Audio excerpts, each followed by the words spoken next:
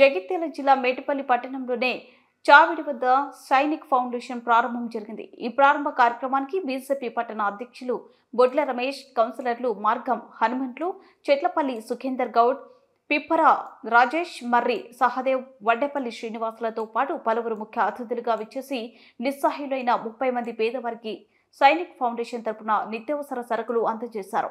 అనంతరం పలువురు నాయకులు మాట్లాడుతూ మేటపల్లి పట్టణంలో ఇటువంటి సేవా కార్యక్రమం ప్రారంభం కావడం సంతోషకరమని, ఇంతటి గొప్ప సేవా కార్యానికి శ్రీకారం చుట్టిన ఫౌండేషన్ సభ్యులను అభినందించదగ్గ విషయమని, వారు చేస్తున్న సేవ భావన పేదవారికి చేతుగా ఉంటుందని, ఇటువంటి మంచి కార్యక్రమానికి సైనిక్ ఫౌండేషన్ ద్వారా యువత ముందుకు రావడం వారిని అభినందిస్తున్నామన్నారు. ఈ కార్యక్రమంలో సైనిక్ ఫౌండేషన్ వ్యవస్థాపకులు భాషా చంద్రశేఖర్, ఉపాధ్యక్షులు అరికెల రాకేష్ మాట్లాడుతూ భవిష్యత్తులో ఫౌండేషన్ తలపెట్టబోయే వివిధ సహాయ కార్యక్రమాలు, కార్యాచరణను ప్రకటించారు.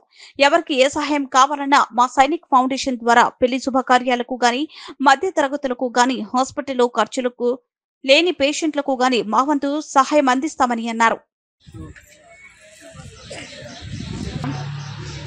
యాక్చువల్లీ నేను రాకేష్ బాల్యమిత్రుడు, చిన్నప్పటి నుండి చదువుతున్నాం.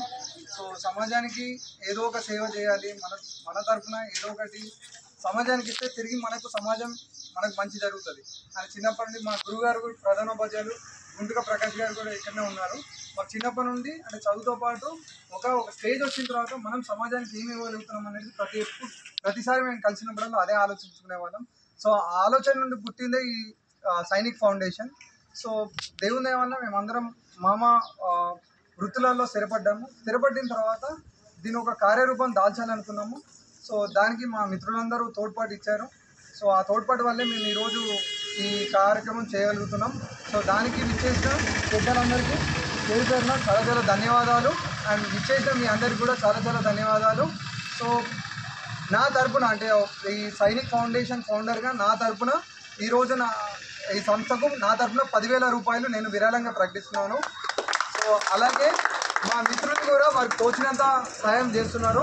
సో ఇదే విధంగా ఇతర సహాయం కూడా ఎప్పుడు ఉండాలని కోరుకుంటున్నాను. ఈ సంస్థ ఇలానే ముందుకెళ్తూ పేదలకు ఎంతోమందికి సేవ చేయాలని ఆ భగవంతుని మనస్ఫూర్తిగా కోరుకుంటాను. మీ అందరికీ మీ యొక్క ఆశీర్వాదాలు ఉండాలని ఎప్పుడు ఎల్లవేళలా కోరుకుంటున్నాను. సో ఫ్యూచర్లో అంటే ఇది ఏ విధంగా సేవలు ఉంటాయంటే, ఇప్పుడు ఒక మన పిల్లలకు స్కూల్ ఫీజులు కట్టలేని స్టేజ్లో ఉంటే ఎవరైనా మీకు ఇట్లా ఉన్నారని మాకు ఫోన్ చేసినట్టయితే మా సంస్థ తరఫున వచ్చి వాళ్ళకి మేము సహాయం చేయగలుగుతాం.